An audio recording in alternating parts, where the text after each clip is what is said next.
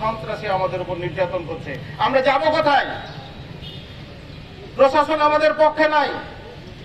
কিছুক্ষণ আগে আমাকে আমাদের সভাপতি ফোন দিয়েছিলেন, আমার সহকর্মী জাহাঙ্গীর আলমের বাড়ির সামনে কিছু দুর্বৃত্ত ঘোরাঘুরি করছে, তাকে হুমকি দিচ্ছে, তাকে ঘর থেকে বেরোতে দিচ্ছে না।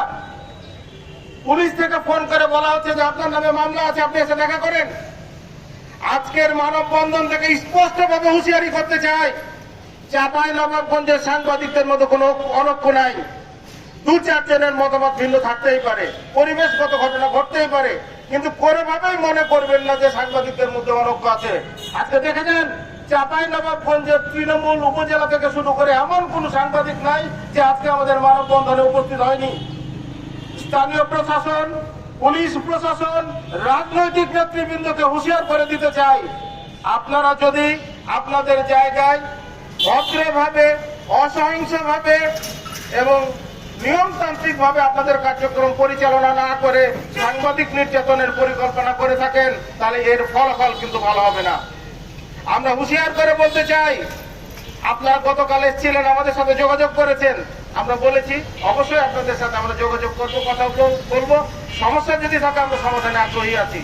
তার অর্থ এই না যে আপনারা আমাদেরকে হুমকি দিয়ে, ধামকি দিয়ে, আমাদের মধ্যে প্রভাব বিস্তার করে আপনারা এই ধরনের কর্মকাণ্ড করবেন, এটা ভাবার কোনো ন্যূনতম কারণ আপনাদের আছে বলে আমরা মনে করি না।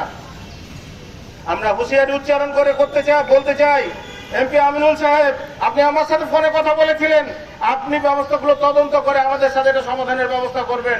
আজ পর্যন্ত আপনি কথা বলেননি। আপনি নিজেকে অনেক বড় মাপের মানুষ মনে করেন, নিজেকে অনেক অহংকারী মনে করেন। আপনি বিগত নির্বাচন যে আপনি এমপি ছিলেন, তখন আপনি এই এলাকায় আসেননি, মানুষের সাথে, জনগণের সাথে কথা বলেননি। আপনি 3টি উপজেলায় আপনার 3টি ম্যানেজার সেট করে দিয়ে আপনি আপনার ওই রাজত্ব পরিচালনা করেছেন। আপনার দলের মধ্যে আজকে 7 খণ্ড হয়েছে। আপনার দলের মধ্যে অনেক মানুষ আপনাকে আজকে পছন্দ করে না, আপনাকে এমপি হিসাবে তারা চায় না। তাহলে সাধারণ জনগণ আপনাকে কিভাবে চাইবে? সুতরাং আপনারা রাজনীতি করেন, আমাদের কোনো আপত্তি নাই। আমরা সাংবাদিক, আমরা কোনো রাজনীতির সাথে পছন্দ করি না, আর আমরা কোনো রাজনৈতিক দলের অংশও নই। যতক্ষণ পর্যন্ত এর সাথে আছি, আমরা সব সময় অরাজনৈতিক মানুষ। সুতরাং আপনারা আপনাদের রাজনীতি আপনাদের মধ্যে রাখুন। আমরা গণমাধ্যম কর্মী, আমরা আপনাদের কাছে দাবি জানাবো, অনুরোধ করব, আমাদের কার্যক্রম আমরা যেন সুষ্ঠুভাবে পরিচালনা করতে পারি, সেক্ষেত্রে আপনি সহযোগিতা করবেন। আমাদের মধ্যে যদি কোনো ভুল বোঝাবুঝি হয়ে থাকে, আপনার যদি কোনো আপত্তি থাকে, আপনি প্রেস কনফারেন্স করতে পারেন। আপনি অনেক পদ্ধতি আছে, যে পদ্ধতির মাধ্যমে আপনি আপনার কথা বলতে পারেন, কিন্তু আপনি কোনোদিনও আপনি কারোর সাথে কোনো কথা বলেন না। না জনগণের সাথে কথা বলেন, না আপনার নেতাকর্মীর সাথে কথা বলেন, না সাংবাদিকদের সাথে কথা বলেন। আপনার নেতৃত্ব এখন সংকটে আছে। আপনি নেতৃত্ব যদি দিতে চান, আপনি যদি চাঁপাইনবাবগঞ্জ